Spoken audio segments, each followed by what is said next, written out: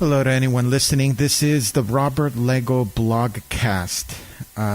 Not entirely sure about that name still, but we're still going to keep going with it. This article that I wrote, I actually had in my simple note for a while, and I've just been kind of adding stuff and changing things around, and I think now it got to the point where it's fairly complete. It has the idea that I wanted to convey, and this is something that I've covered before. It's the Hegelian Dialectic, and this is something that when you look into conspiracy circles, you start to discover. I think one of the biggest essential ones that I'm always harping about is the trivium, and it's very similar to the trivium in that it has the three stages. It has the beginning, middle, and end, or the grammar, logic, rhetoric. Now, the part where I mean that it's very similar is that in the second stage, you're removing contradiction, which is the essential part of the trivium method, in that you gather the information and then you process it and remove contradictions, and then you come to the rhetoric, the end result, the crafted idea, the information formed into a concept, a statement, a thesis, a truth. And so in the Hegelian dialectic, you have, it's called the thesis, antithesis, and synthesis. Now, just like the trivium, it's really, really essential that you make sure that people aren't trying to either manipulate one of the three steps or change them out of order. So if you're being told how something works before they try to explain what it is, then there's very little consensus on what it is that you're discussing. It's kind of like when you get into a discussion with somebody and then they, for example, something a little difficult to debate, something like religion, the afterlife, I don't know, supernatural things.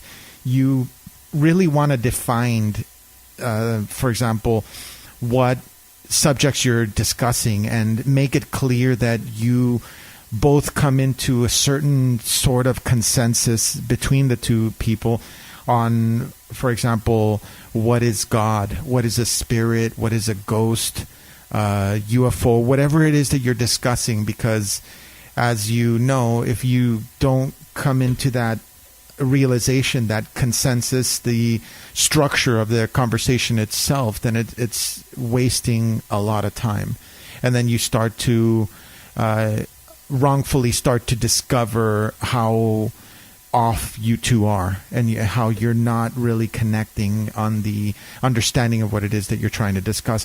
And so it's a very risky way to have a conversation with somebody.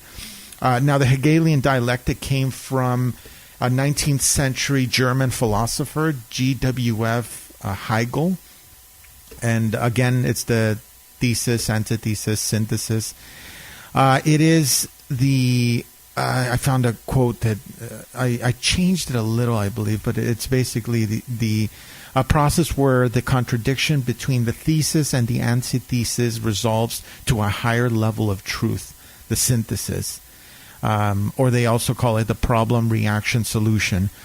Now, in the this method, the more common things that really happen is that one of these three steps is manipulated. It's altered, and oftentimes what you're trying to do is to sway the conversation to a specific outcome.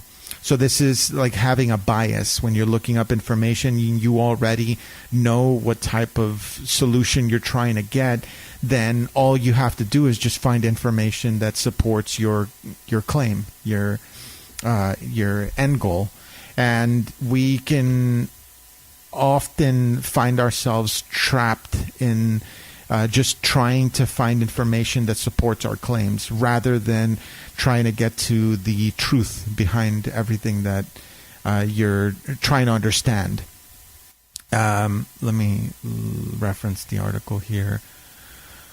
And so a couple examples that I mentioned was, for example, and these are examples that will actually sway how things are handled in our society. So, for example, in a lot of these, I believe that at the very least have controversial information, information that just doesn't make sense to a regular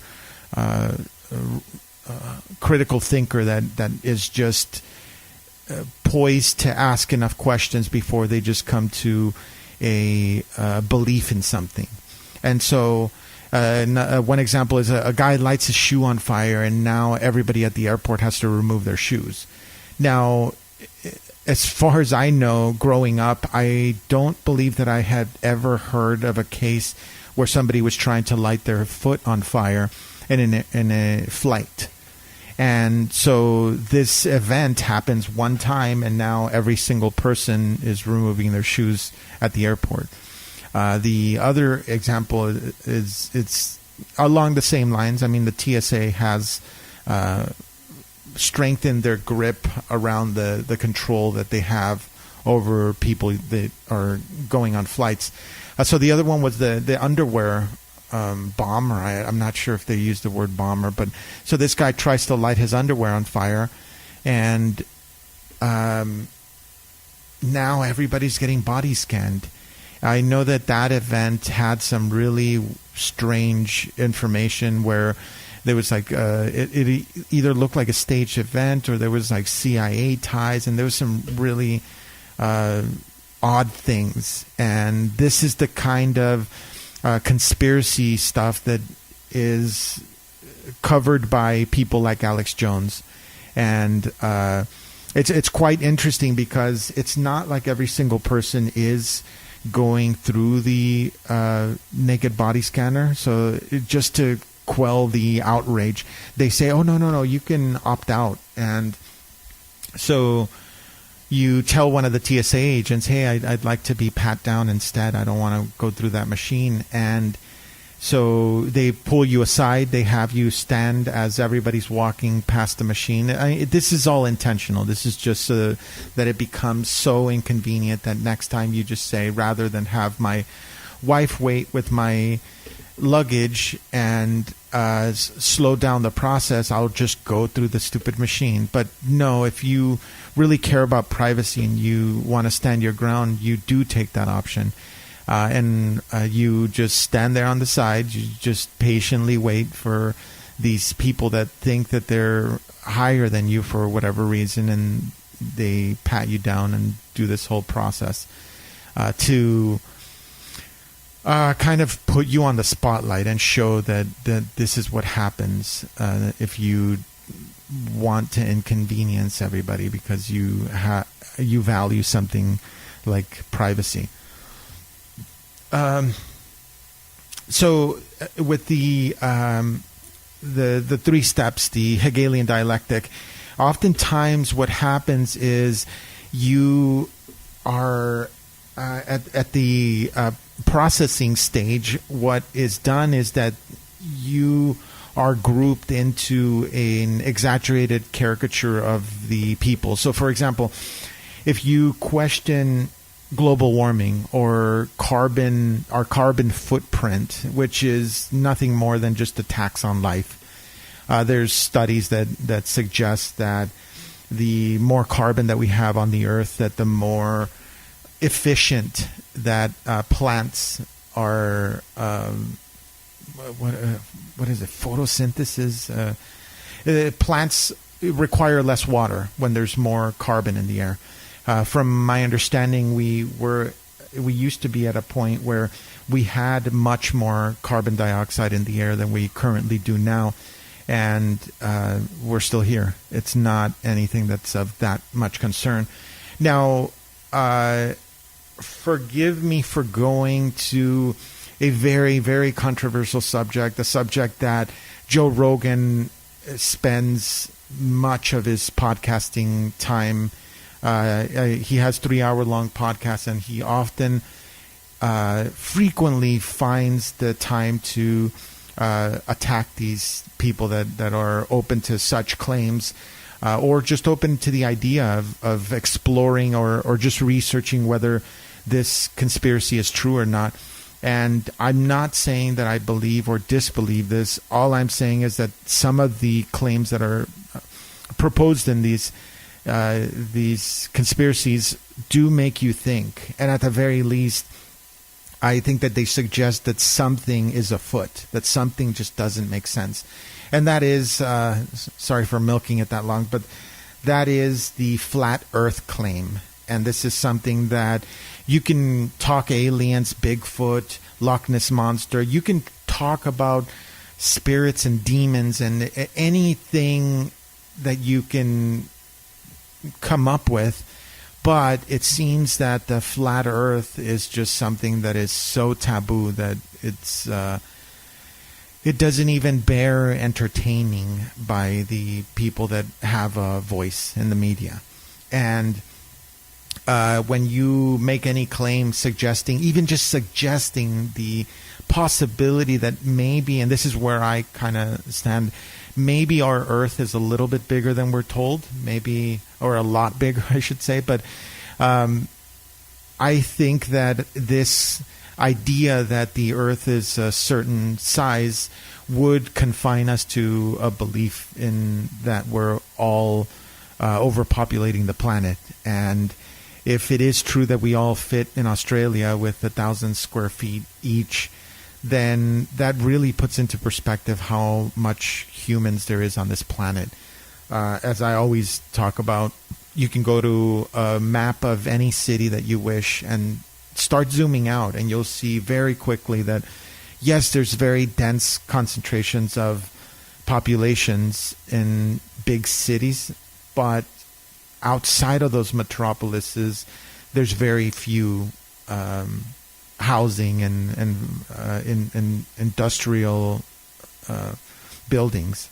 And but you promote something like we're overpopulated, we're causing global warming, and it kind of affects that perspective of we're affecting the planet, when it really feels like there's not that much that we can do in the grand scope of the planet. The planet, like George Carlin stated on his comedy, is like a giant dog, and we're just fleas on it. And we seem to think that we have this incredible ability to affect it. And I'm not doubting that, but I just don't believe that it's to the scope that we're told. And when you have videos where you show like rockets flying up into the atmosphere like 30 or 40,000 feet, and you do not see curvature, it starts to really make you question some things. And these are subjects that obviously you can't bring up at work or just have a discussion with somebody as you're riding the bus or anything. And that's because what I started this tangent on, that you are labeled in a polar opposite view of what the person holds as a belief. I have done this myself as well. When I have talked to religious people in the past, I automatically, especially when they start spouting the name Jesus often or citing biblical passages, it starts to make me feel like they're the extremists on the believer's side, that these people are such theists that they feel that they need to live every single one of their breaths in life by. And this type of adamancy at a belief is tailoring their behavior to where they're not accepting of their fellow man, and they could have biases or just injustices that they promote because of a book that they believe is factual. And I'm not saying whether it is or not. All I'm saying is the way that you get attacked from any side, it seems that we try to group the person with the extreme case.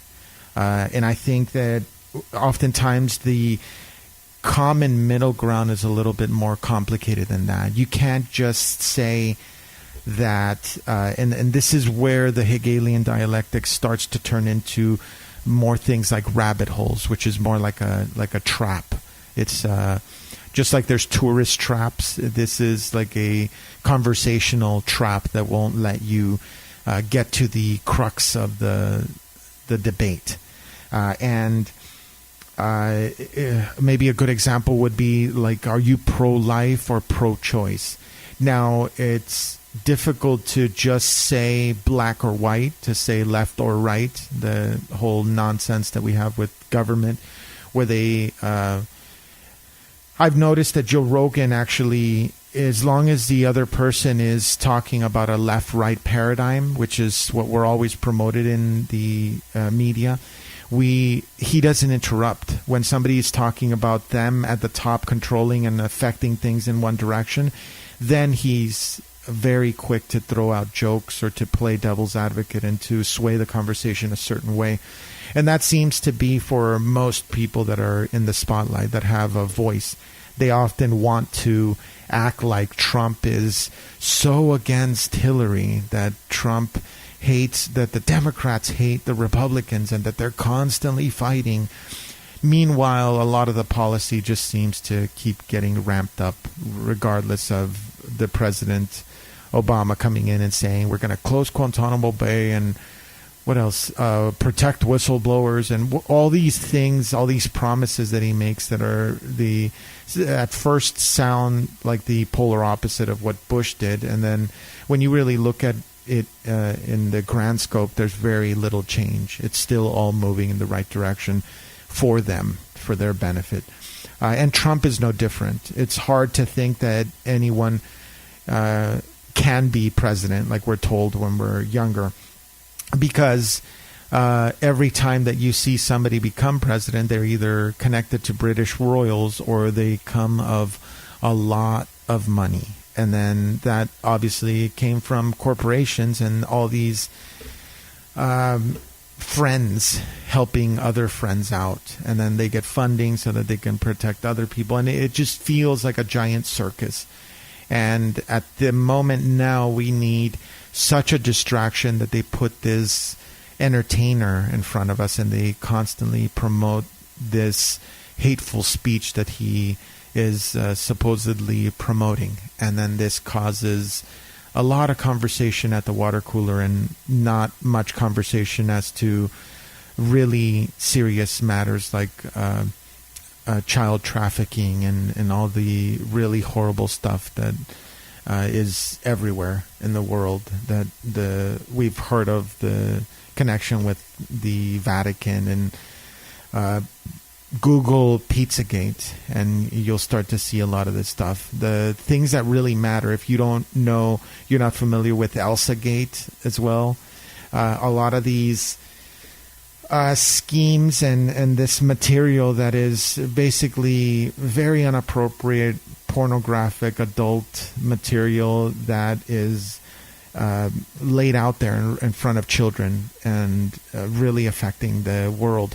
But what you do is when somebody starts to speak out about it, you just label them fake news or science denier, or you make a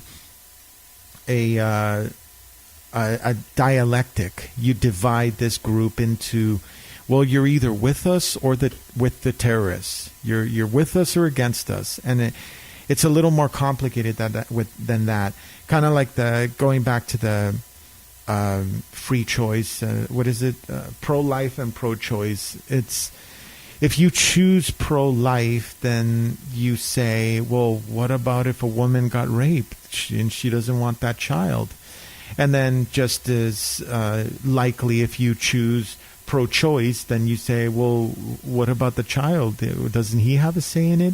And as you can see, if you label yourself agnostic, believer, a non-believer, it's you're just giving them handles for them to attack. If you say that you're a believer, then they'll use maybe text that the Bible is seen in a different light, and you're labeled as, well, are you homophobic then? Because the Bible clearly, and it's just traps. It's if you really want to understand somebody, you don't say, what group do you associate with? This is something that if you want to understand someone, you have a conversation with them. You get to understand how they would react in certain scenarios, and not just assume that they are that they believe a certain thing just because they label themselves a left, right, I don't know, whatever it is that they want to group themselves as. And so if you have the thesis, the synthesis, what is it, the thesis, the antithesis, and the synthesis, then if you control the input, then you start to affect the outcome. Because if you don't allow many arguments for one or the other side, then the outcome is, just by its sheer balance, going to sway in the direction, the side that has the most facts.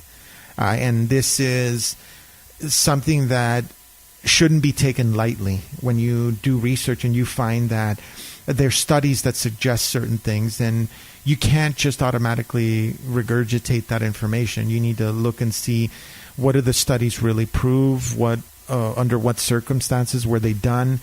And is it trustworthy? Who funded the studies? And all these little bits of information are filtered through, processed, and then almost like in a gladiator battle, they're forced to challenge each other. And the least contradictory statement, the one that stands by and stands strong after scientific study, is what we label as truth. And so what happens when we follow the wrong one is we are... I have an example in the article where we're talking about saturated fat. And even though saturated fat, originally when it was promoted, I've heard podcasts where people talk about their parents saying, saturated fat, that's poison. I'm not going to... Saturated fat being a poison, and trans fats being the good fats. And so they start pushing vegetable oil, and when heart attacks and health just starts to decline, heart attacks start to go on the rise, and then we have diabetes, and we just have so much illness. Then, 50 years later, they label it a toxin, and they, at that point, give them 3 years to remove this dangerous chemical. So where does that leave you? I mean, it would be like the equivalent of when you start to debate something like the Kennedy assassination, and then 30 years later, more and more information keeps coming out, and in the end, what did it get you? That's why I feel that it's very important to really handpick the debates that you feel like doing, not just the things that are in the media or the things that you're told are important. Pick a fight with something that you're really passionate about, something that you want to learn, not something that everybody's talking about, because in the end, none of that is really going to affect your life one way or another. And all of these others are basically just distractions. And this is what happened with the, because scientists were actually paid to blame saturated fat over the actual harmful chemical being sugar. And this has come out. You can Google this information, and it's something that, after the fact, we know that this thing took place, but those people that were probably blue in the face from arguing that saturated fat is good for you, all the farmers that are using pig lard and saying that, you know what, no, I'm still going to put butter in my toast every morning, and I'm not going to be afraid of a little bit of this fat because I feel great. And this is where that movement of the MCT oil and all the healthy fats starts to spawn from. But a lot of the people that are living closer to the farm, that are growing their own food or eating stuff that doesn't have as much pesticides, really going as far away from processed foods as possible, are the ones with healthy lives. And I'm sure that from their perspective, the arguments just seem so cut and dry, where they just don't understand, and the other people have harmful health. There's a guy that was eating, I know it's in one of my older articles, so just fish around there and see if you can find it, on cholesterol. And they were talking about how this man was eating, it was a ridiculous amount of eggs, something like 30 eggs a day or something like that, for a really long time. Or I don't know, maybe it wasn't that many eggs. But anyway, he was eating a lot of eggs and his cholesterol was perfectly fine. And now they start to suggest that it is a little more complex than that good cholesterol and bad cholesterol, it's not one-to-one. They both work in conjunction, and it's not just a matter of taking cholesterol medication that's later going to start deteriorating your brain and giving you Alzheimer's, because the brain is primarily cholesterol. And then that's just one example. There's plenty more examples that you can find online. If you Google aspartame, fluoride, BPAs in plastics, HFCs, high fructose corn syrups, corn syrups, I miss an S. And all of these chemicals are things that there's a debate and there's an argument, and then how is it that it gets through the FDA? They just start to cite scientific research and study that they funded, and the people that are trying to promote these new substances for our food are the ones that are providing the product. So they're providing the research and the product, and then lo and behold, we get MSG in our food. And you can see how there is almost like a veil that they put over arguments, and it would be the difference of just the statement fake news. Now, President Trump can go on TV and call CNN fake news, and then people are debating, and oh my God, did you hear what he said? And a lot of this debate gets you nowhere, while the sleepers might not get past that little curtain that's covering the true fake news. Things like Pallywood, Charles Jaco, David Cole. Just Google media fakery, and you'll find plenty of examples where the news is just completely wrong. And maybe those are a bit conspiratorial if you're not versed in this kind of information, but take it with a grain of salt. Just look into the research and ask yourself if there's validity to these claims, because there has been plenty of examples of this actually being fact. Things like the Vietnam War. I grew up in the 80s, and I remember how there was debate between the Vietnam War and people not wanting, just like there's debate now when we start talking about the new country that we want to invade. And but the Vietnam War was started allegedly because there was a ship that was sank, the Lusitania, I believe it was. And I know that Jim Morrison's father was one of the leading men in charge of invading Vietnam. And it's kind of like 9/11, where we had ships at their coast before the event took place. And then there is this event that pushes us into the war. And then from that point forward, it's just a debate, while what's chosen to happen is happening. And then even though there's debate and protest, there's not much that you can do. And these are the type of arguments that I try to save you from, so that you don't waste too much time in debate on whether supporting our troops is the patriotic thing to do. And so, to give you even more of a down-to-earth example, this is something that actually sparked the idea of this whole article itself. And an example, I think, that shows how they can manipulate the Hegelian dialectic to get an actual outcome. So my friend lives in this neighborhood in the San Fernando Valley here in LA, and he lives close to a medical building. It's an orthopedic place. And I remember actually visiting him probably shortly after high school, and just occasionally we would hang out and just talk for a while and go to eat and then just hang out in his front yard. And I remember there never really being a problem with parking. I don't think that I had ever gone there and struggled to find parking or struggled to park close to his home. It was never really a problem. And mind you, these most places in LA, most homes, they have multiple cars. It's not like we're a town that has good public transportation. It's barely growing where we're at now. We're barely getting a little bit of a rail system. And I guess the big help is the online stuff like Uber and Lyft and all of that stuff.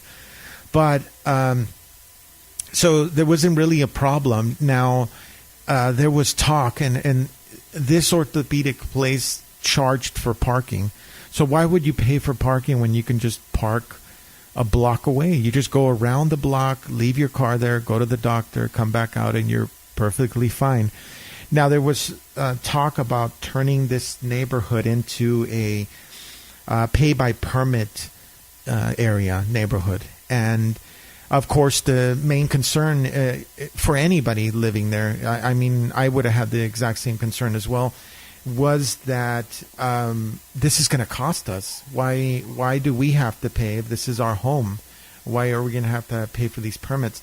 And so they were told, and they had a neighborhood watch or a neighborhood meeting, and my friend went there, and he says that people brought up that, oh, does anybody have a problem with parking? No, not really. And they said because there's talk about making this area into a permit area, and everybody was kind of confused, wondering why this would take place when there wasn't really an issue. And so, I mean, granted, it is possible that the people that were complaining weren't at the meeting, but it's very odd, and a lot of the neighbors there found it hard to believe that somebody actually called the city and complained about this. So at this point in this would be the first step. The problem was presented, and because the neighborhood didn't seem to be the ones presenting the problem or complaining about it, the only two would be the city or the parking structure that could have been bothered by this, because they're especially the parking structure, they're the ones that were losing money because they charge for parking and people were parking for free. Now, the reaction, that's when you get people to talk about it. And then, of course, they're concerned that they're not going to get their permits. And so they're told by some city official, or they get a letter mailed to them saying, oh, don't worry.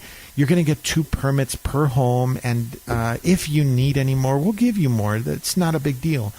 So that kind of muted that argument, that fear, and which is always what happens. And so there is that concern, and then it's pushed away. Now, at this stage is where you really get the debate, the dialectic, the opposing claims.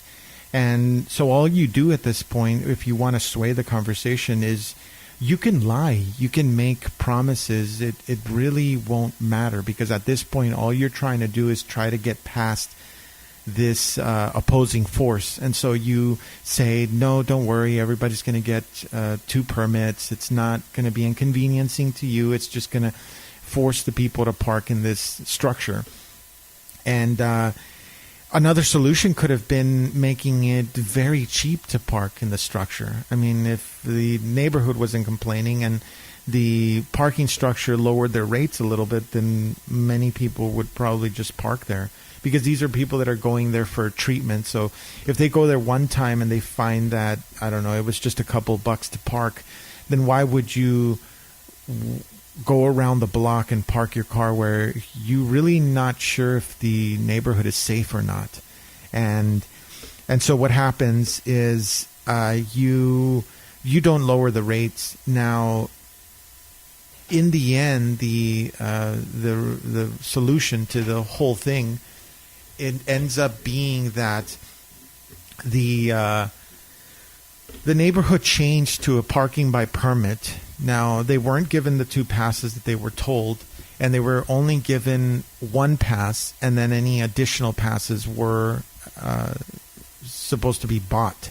Now, funny thing, because like I said before, LA is a driving town. Most homes have more than one vehicle. As a matter of fact, on my street, I believe most homes have 2 vehicles, and that's probably true for many homes.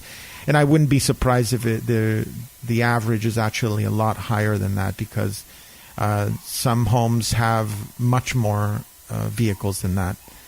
So in average, it's probably something like 3 or 4 cars per home. To be honest, I really wouldn't be surprised if that were the case.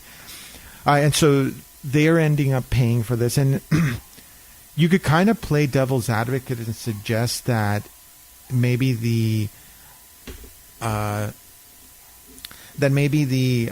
playing devil's advocate, maybe the meter maid has to be paid. So how are you going to get that besides giving citations? And that is by the fee that the permits for the area are. And I worked in LA. I've worked on many different parts of LA County, and these neighborhoods are very difficult to work in. If you don't have parking for the structure, it's very difficult to go there and service the building's elevator, because now you got to carry a heavy tool bag and you got to park a couple blocks away if there's no parking. And then good thing is that our parking is covered by the company, so we can just pay and then get reimbursed later. But it's very inconvenient to service workers. I know that the shipping companies actually get citations for parking or leaving their vehicle in the middle of the street. And what they do, because I believe there's a window when you can't get a citation for the same thing, they just leave a citation on their windshield. The big shipping companies like UPS and FedEx do this so that they don't get another ticket for delivering something in another place. And actually, this neighborhood is so good at citations, from what my friend told me after this, that his father, he actually got a citation, I believe it was 1 or 2 minutes before the parking by permit thing switched over. And his father actually parked, ran indoors because he forgot something. And now these homes don't have a driveway. The only parking that they each have is a garage that is accessed through the back alley.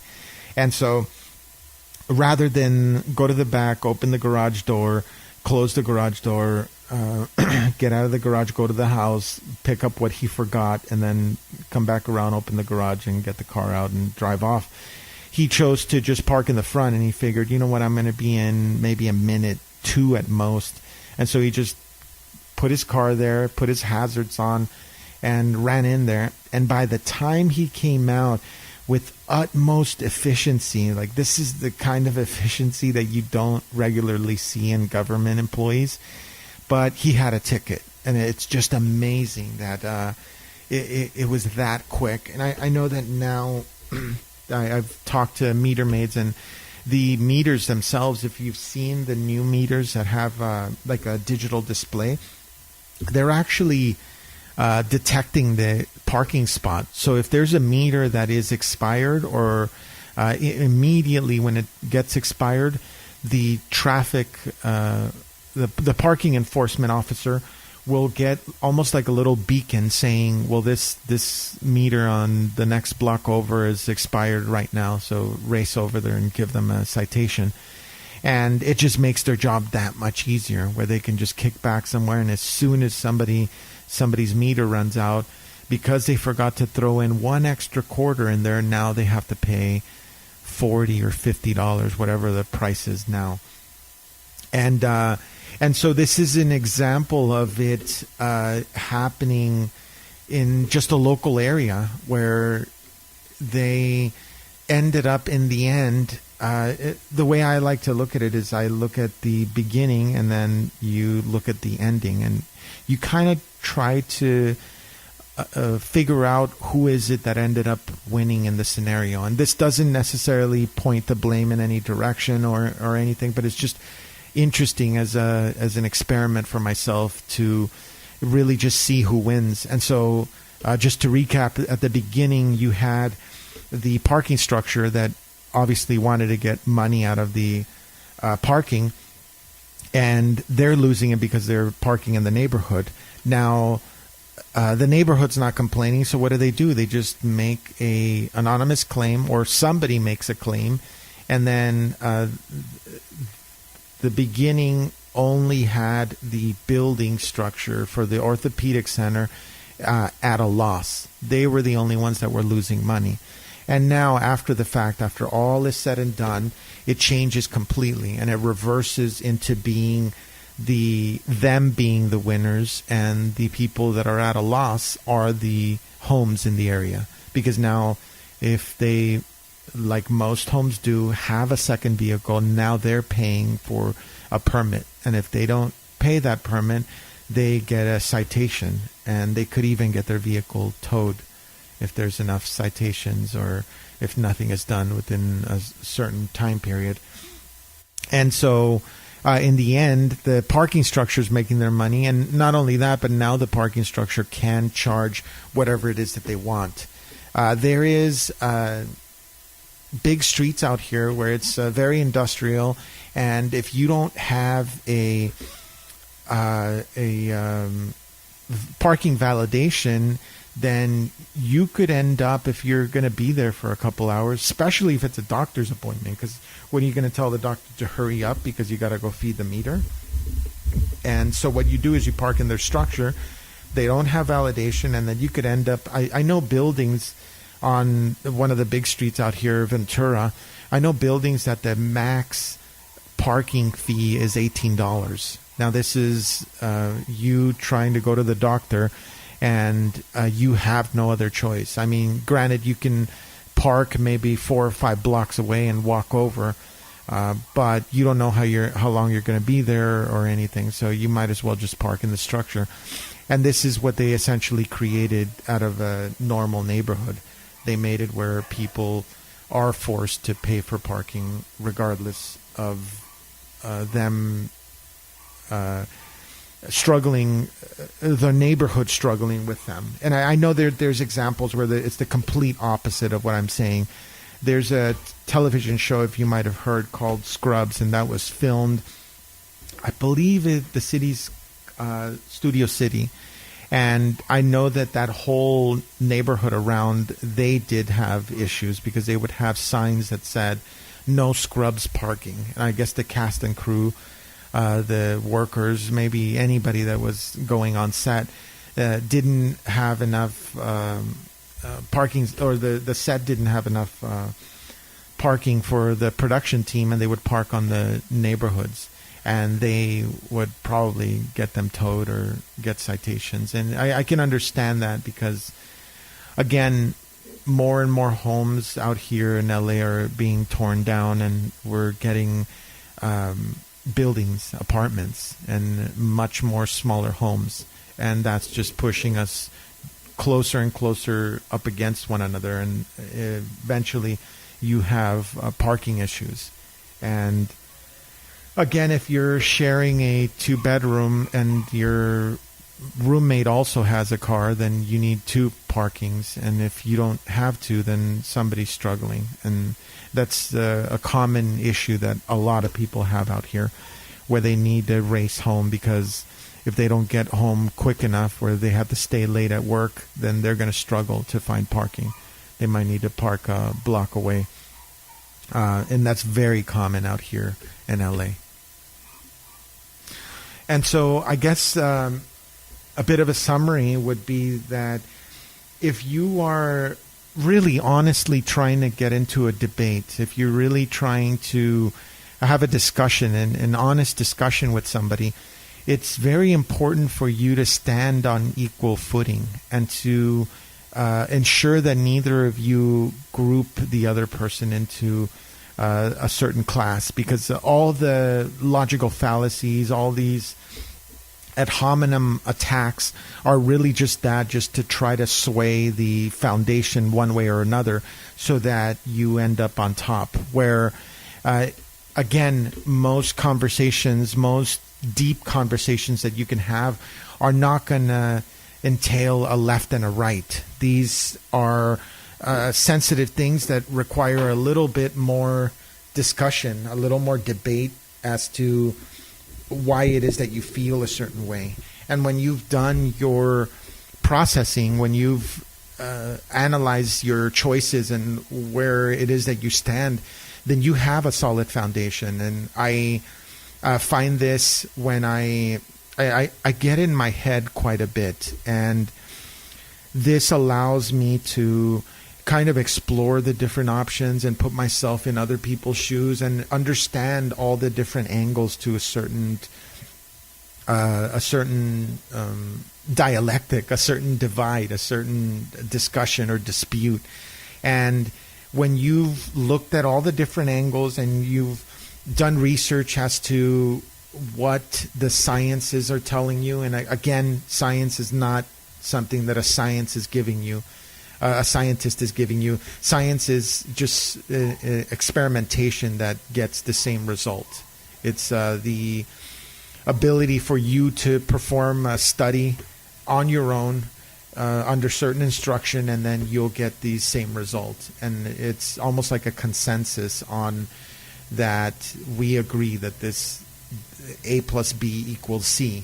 And then that process, that elimination of contradiction, can get you to the truth. But if you allow yourself to be grouped into something like a conspiracy theorist, then you fall into a huge trap. And so I would say that if you're trying to have a discussion and you find that the other person is either manipulating these steps, allowing only certain information to stand opposing their views, then you need to be careful that this person is not being fair in the discussion.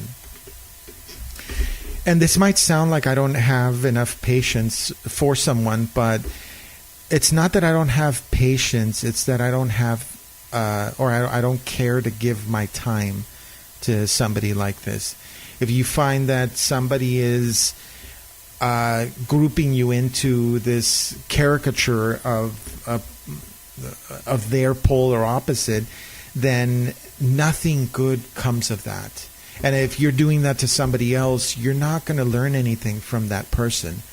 One of the things that really led me into a quest of really understanding this world on a different level was to entertain would be the wrong word, but something more like being open to the how would you say, being open to other ideas that look like complete utter nonsense from what you've been told. And the thing is that, as I've said many times before, traditions are ignorant. Traditions are just you doing the same thing because the person before you did, and not questioning it, not stopping and analyzing why it is that we do the things that we do, understanding is this word real? Habituation, if that's a real word. But these habits that we have, all these ideas, all these beliefs, they weren't just born in us. They were programmed. They were instilled in us. And if you're too afraid to entertain a theory just because it seems silly, or it just doesn't sound like it could be true because the talking heads are saying that it's nonsense, then you're not using your mind to really analyze what's really going on. And this could be on either end of the spectrum. It could be that you are a believer that isn't open to understanding things outside of this cage, or a non-believer within his own cage that he's created. And it's really just grouping of ideas. And like Jordan Peterson says on his talks, that we all have gods. Our ethics, our beliefs, the systems that we have in place that make our behaviors a certain way are our gods. Any idealistic belief that you hold is your God. And if you live by certain standards and certain beliefs, then that is what regulates you.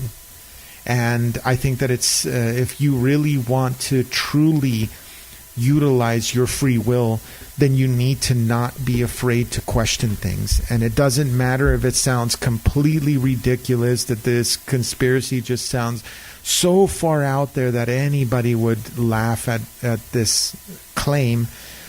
If that is enough to push you away from finding truth, then you need a lot of mind opening, a lot of a releasing of shackles. You are so confined to what you've been told that you're so locked into a belief, and you can't allow yourself to believe that there's something that could have been wrong, when there's plenty of examples around us where people used to believe a certain thing, and then we grow and we learn.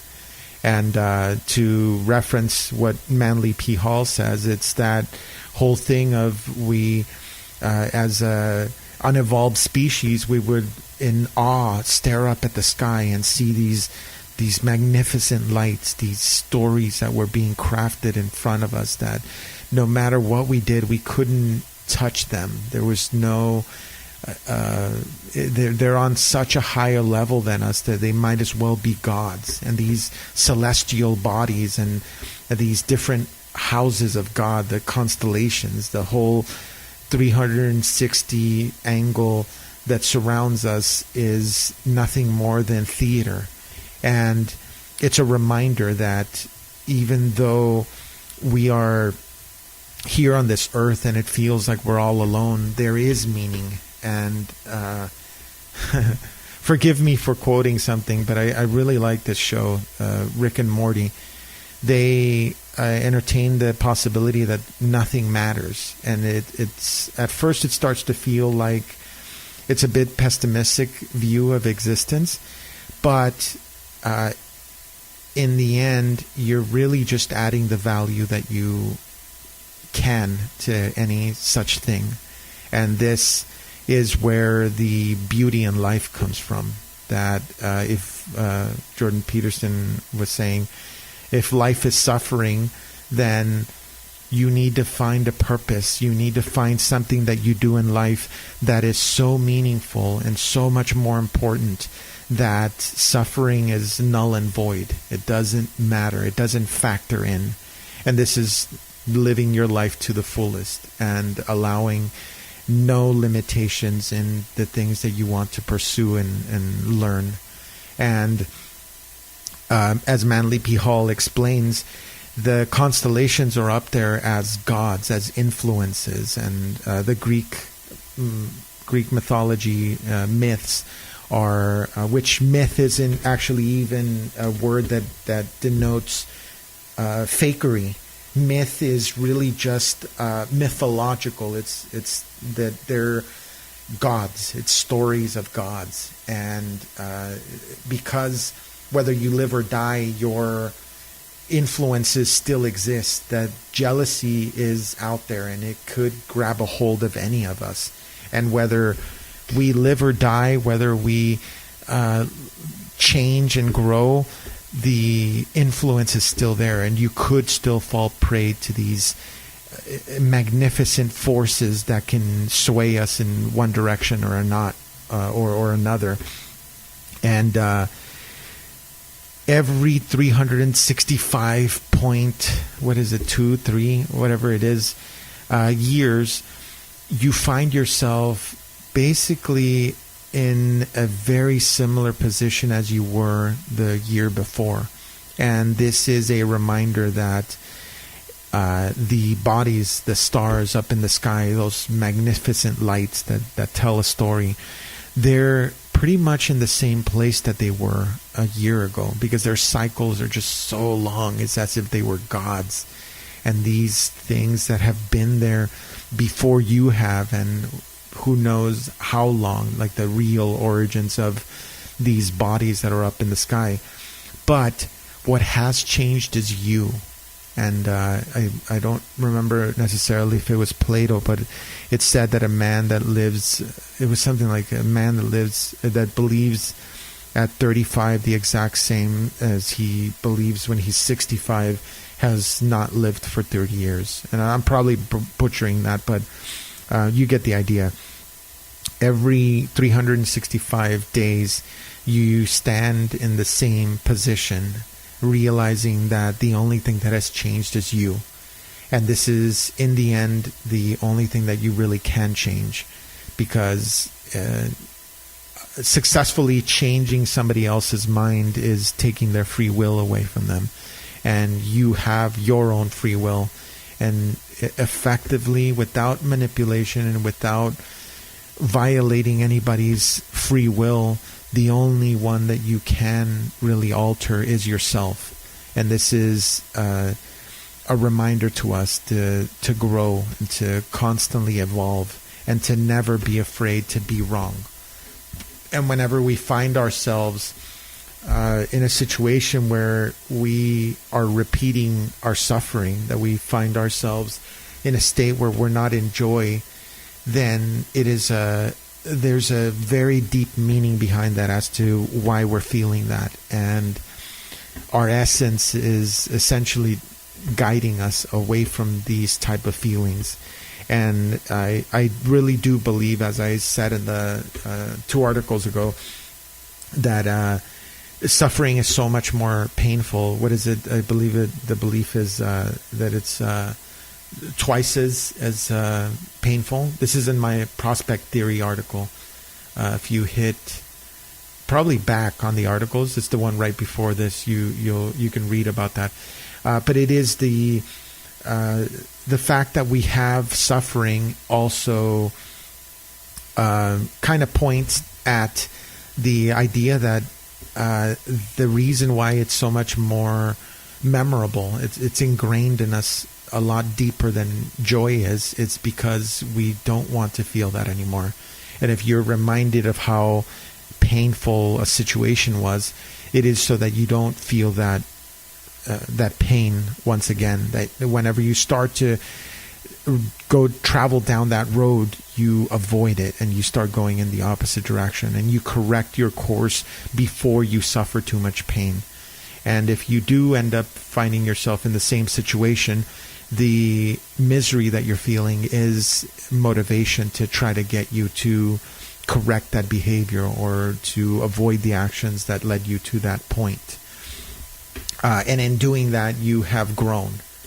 There's nothing wrong with being wrong, but it is a tragedy when you keep making the same mistake over and over. It is the never-ending cycle of disappointment, and it's something that we are programmed to avoid. We want to have meaning in our lives, and we try to find meaning around us, and the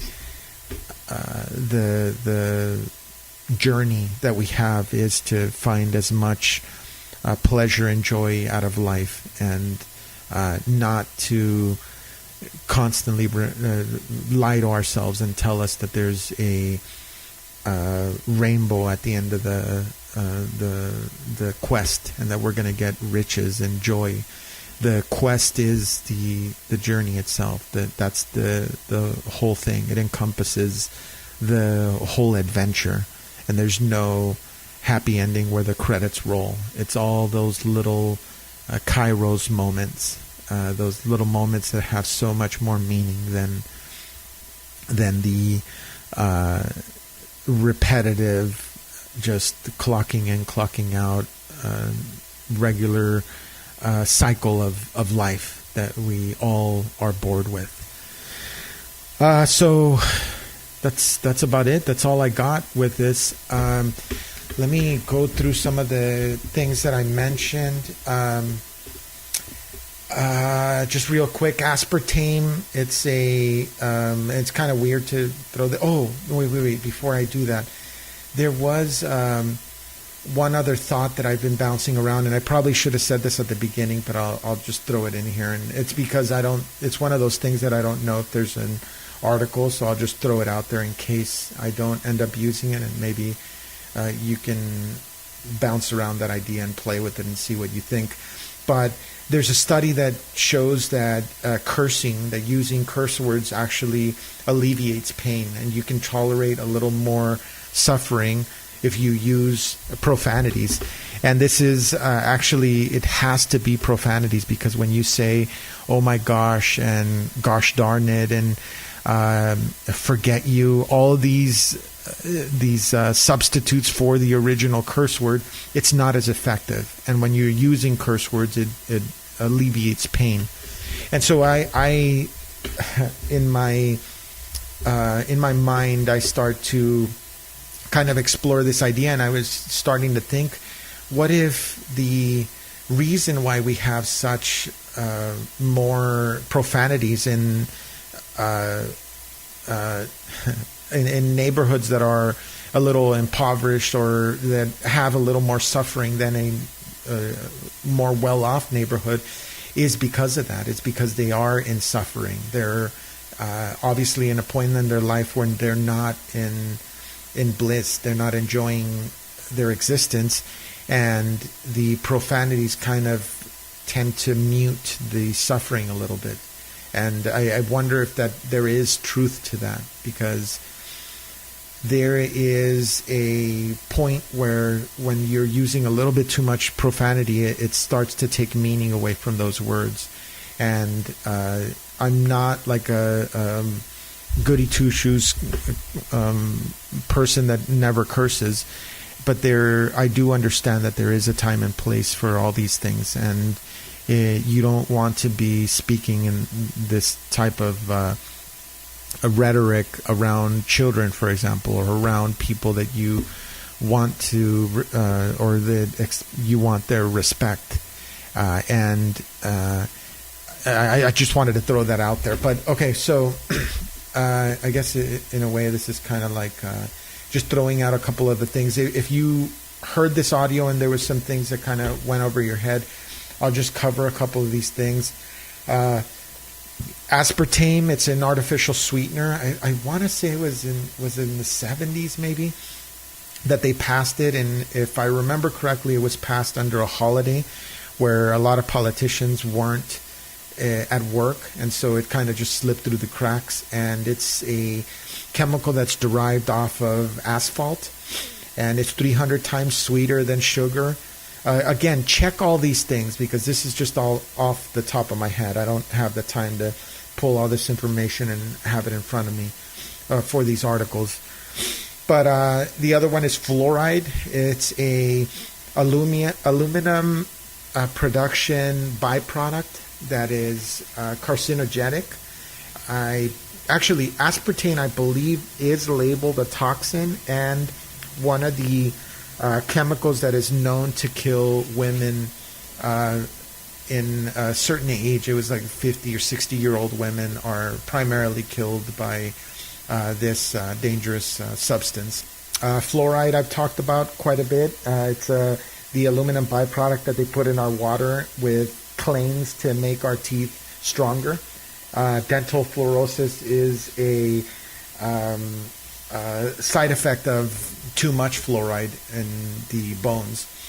You can see how it's very difficult to wrap your mind around why the people up at the top or the people that provide our water would feel that they need to put this very corrosive chemical that can burn through concrete into our water supply.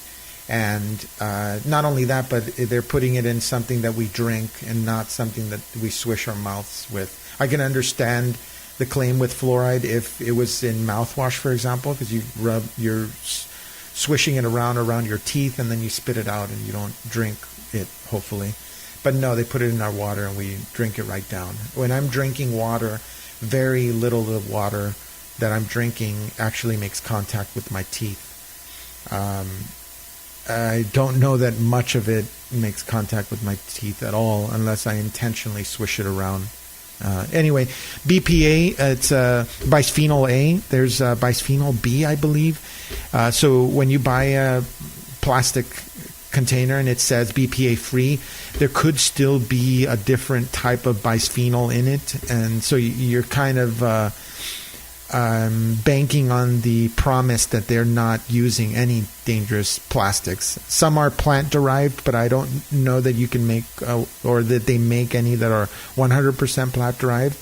What I did is I avoided that whole dialectic argument and I just go glass, and there's very little plastic in my home. HFCS, wow. High fructose corn syrups, very bad for you. It's concentrated sugar with all the minerals taken out. And the fructose, they do something, I forgot. But it's very bad for you. It's believed to be linked to diabetes. The concentrated fructose is harmful to you.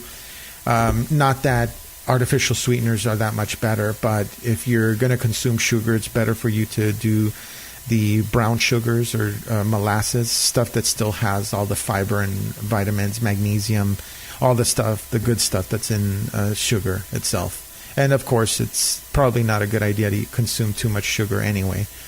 So sodas and all that stuff is really bad for you.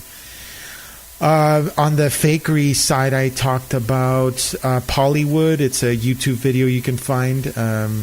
It's about the Palestinian conflict and showing you how a lot of those events are staged.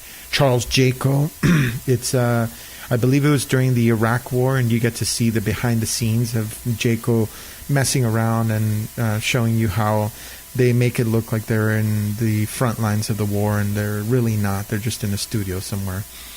David Cole, he did a video on the very controversial, difficult to discuss Holocaust, and it just raises a lot of questions. A lot of historical events do seem like they're at the very least very manipulated, very contrived and skewed a certain direction.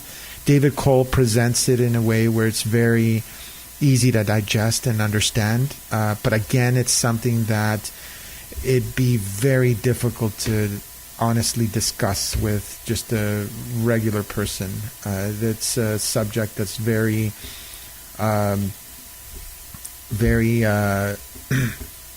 heated, very emotionally driven. And then if you just want to learn a bunch of these things, look up media fakery in general.